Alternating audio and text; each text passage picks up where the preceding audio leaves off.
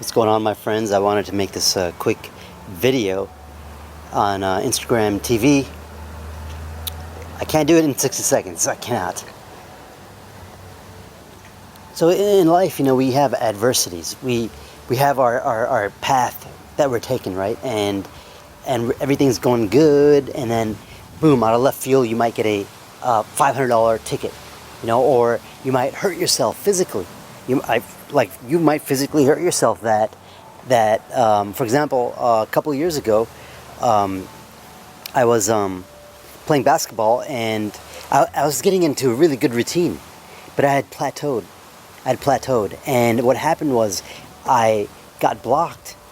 I got blocked by somebody that's like double my size, and it broke my finger. It bent it all the way back, and it broke my finger. You can still see the effects. Ow. Okay. Broke my finger, but did I not go to the gym again because I can't operate my whole hand? It hurts. Did I calm down my approach to my own health and my own aligning myself with a certain vision of myself?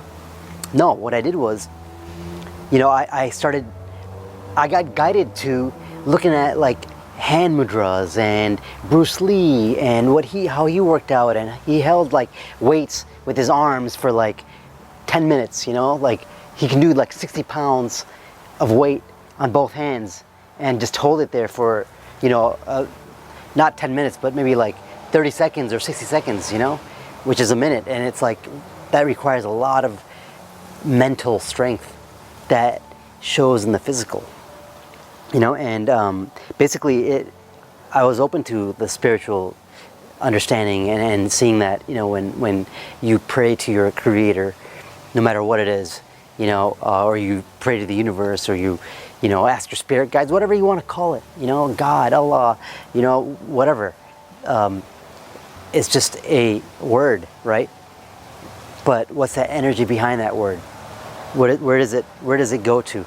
Anyway, so what I'm saying is, you do these things, and you ask for prayer, and then you're put in positions where you are not caving into that, not working out anymore. No one would have told me, no one would have been like, oh, you should still work out, or in fact, people were telling me that, hey, you shouldn't do those things.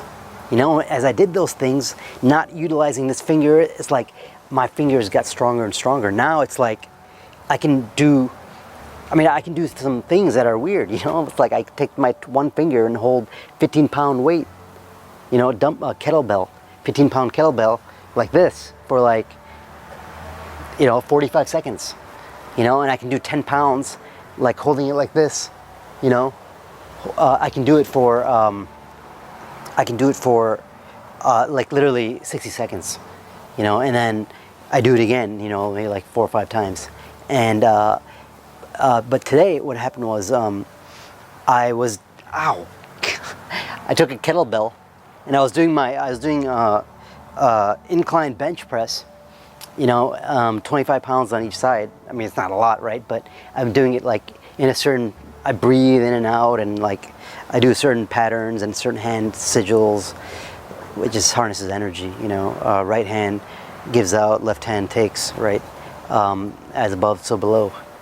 Anyway, so what I'm saying is that I took a kettlebell, and I don't know, some reason, I just got up and I did an exercise that I'd never really done before, but I was just compelled. I was just in the flow. It's not really me in the gym. It's whatever's taking over my body, that energy of becoming that vision. It's not me at this point. I'm just doing I'm just the slave, you know what I mean? At that point of the higher thing, the higher image self that is taking over me. And I was doing fine. And I took a kettlebell. I'm not gonna do it now because it hurts. But I took a kettlebell, and I had different, and I was twisting my body around as I was holding it straight out. And I did that a couple of times, and then nothing of it. I felt good, and whatever. Then I played basketball, and I was playing 21, and I was, I jumped in the game, and it had like 8, 9 points, and then I got up to 11 points, and this other guy had like, he missed that 21, and he got 15 points, and it's like I was competing with him now, to win the game, and then my back started hurting a lot. I'm like, whoa, I know this feeling. If I continue on, it's gonna really get bad. And if I work, so what I did was I left the gym, and it's like my lower back, ow, and the thing is, like, everything in the physical, yes, there's a physical component to exactly what happened. I can tell you the mechanics of it medically. Yes, I twisted my spine a certain way where, the nerves, they got inflamed and blah, blah, blah. It's pinching a sciatic nerve, and now I can't put pressure on this thing and that thing, blah, blah. I have to take this medicine. I have to blah, blah, whatever. It's like, no. It's like, yes, that is the protocol for most people. Take some aspirin or whatever those medicine is, and get the pain away, like numb the pain, right? Numb the pain.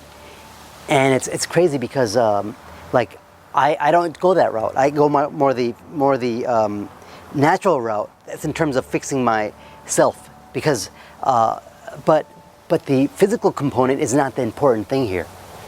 The physical aspect of what happened to me was just a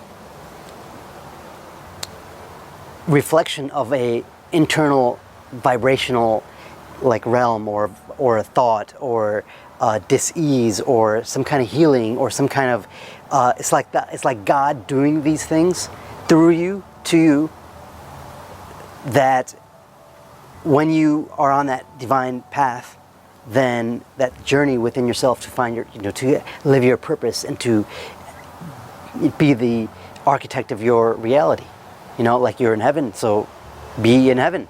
When you're in heaven, when you're in heaven, are you criticizing people? No. Are you angry and all that stuff? No. I think I mentioned this before, but it's like you're always in that higher state of mind. So it's like this enabled me to understand that I have to do some root work. This is the root chakra. I mean, I've been doing kundalini awakening exercises, and it's like I realize it's like those last things those last bosses are coming up, where it's like, you know what, you have to get through this in a way that, like, you're reading the signs. You're not being, you're understanding that maybe, yes, you've been slacking in some things, or yes, you know what, you fail to,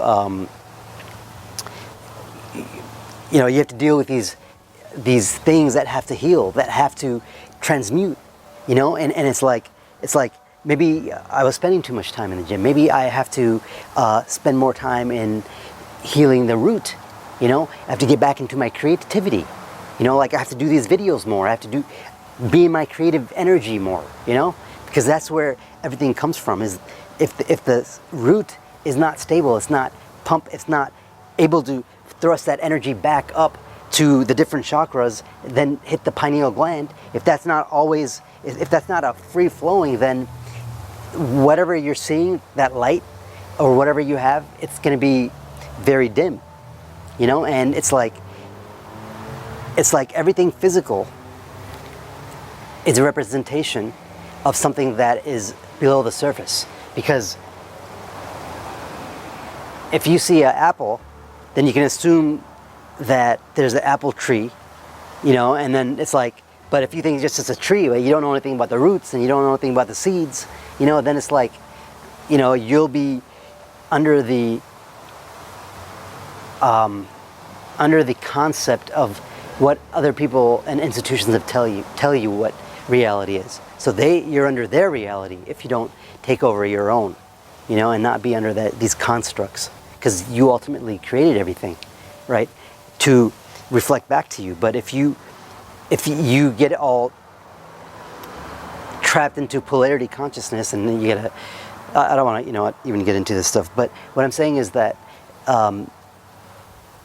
you have to understand that anything that happens to someone that is on that path, then it's not bad. Even though it might seem bad, but it's for your growth. Now don't dwell. Like if the wrong thing for me to do would be just you know, kind of becoming lazy and starting eating bad again and let myself go and say, oh, I need to rest. You know, I need to rest 1 week of rest from, you know, all this fitness stuff, you know? It's like, no, because it's not fitness really. It's like, it's a lifestyle. And if you need a rest from a lifestyle, then you're not really living your true lifestyle. You know, and it's like the old you, it doesn't want to let go of the shell. You know, the shell doesn't want to let go of the seed. If it doesn't let go, then it's gonna, you know, that seed inside is never gonna flourish. So you have to let go. And that's that ego has to let go to the higher self. But the higher self has to be rooted in directly to the source, you know? And has to know, it has to have that connection, that bridge to that fifth dimension, you know? Where in the third, it can't be trapped in the third. You can't be in the third and not have, and it's like the architect hires the people that build it. That's the logical mind. They build it, they do what the architect says, which the architect is the subconscious mind. But if the architect is not going by the blueprint that the source has given that architect and inspired that architect to make that stuff, and it's like flowing through the architect, that whole like amazingness of whatever that design is, you know? If the architect doesn't know that, then it's going to be building it through its own logic, which is just the physical illusion. You know, you have to know that it's an illusion. And logic is like, you know, Newtonian physics, you know. Yes, it was useful 300 years ago, you know, but now that whole concept is secondary, because before even Newtonian physics to exist, there has to be something beyond that, unseen, in the unseen realm. You know, that's when you get to matter, energy, and all that stuff, and atoms, and we know that now. We can see an atom, you know. We know protons, electrons, but then the mystics and the spiritual people in the past understood these concepts too. You know, astrology and all that stuff. They understood that. They just named them different things. They didn't name them, you know, electrons and neutrons. They just gave it different personification that logically they could understand, you know. And it's like they just know it's just a means to conceptualize the abstract concept. Okay. Anyways, I gotta go, but yeah, you know, don't stop doing your passion if some kind of adversity arises. You know, but look into your life and do some introspection and see what areas need to be healed and what areas have you been kind of not allowing to let go of your old concepts of what X and Y, Z should look like, you know, because you logically can imagine 5 great things, but if you let go of that logic and let the divine surprise you, right, and align with the divine, physically, mentally, spiritually, and then it's like you become the avatar of the divine, you know, in its reality.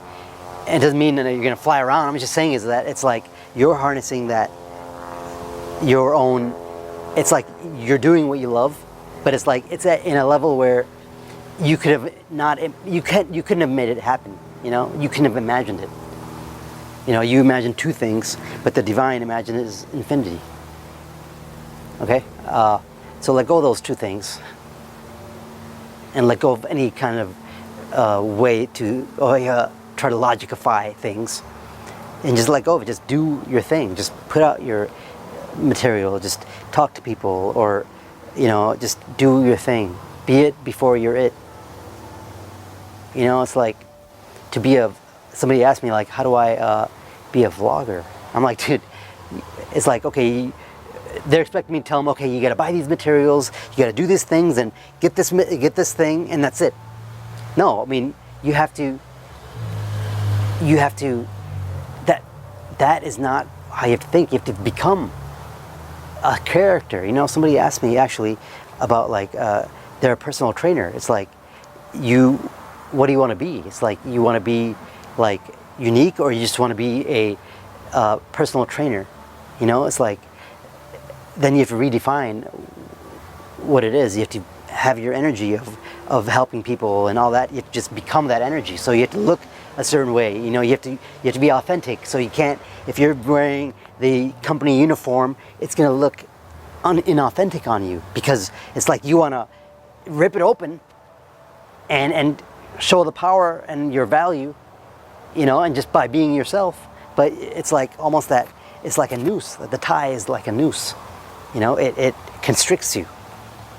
You know, and constricts you. And it's like Superman and all that stuff. It's an analogy. You know, it's like, it's all an analogy. But that other version of you, that Clark Kent version, is needed also. But there's a balance. See, Clark Kent knows he's Superman too. But other people don't know he's Superman. But he knows he's Superman. So it's like he doesn't, so he's not really afraid of anything as Clark Kent.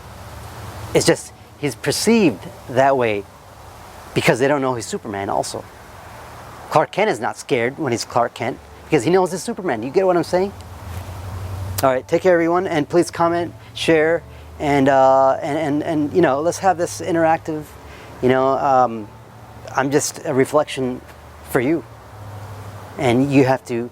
If I'm in your view, in your reality, then you have to see what led you to watch this and to listen to me, okay?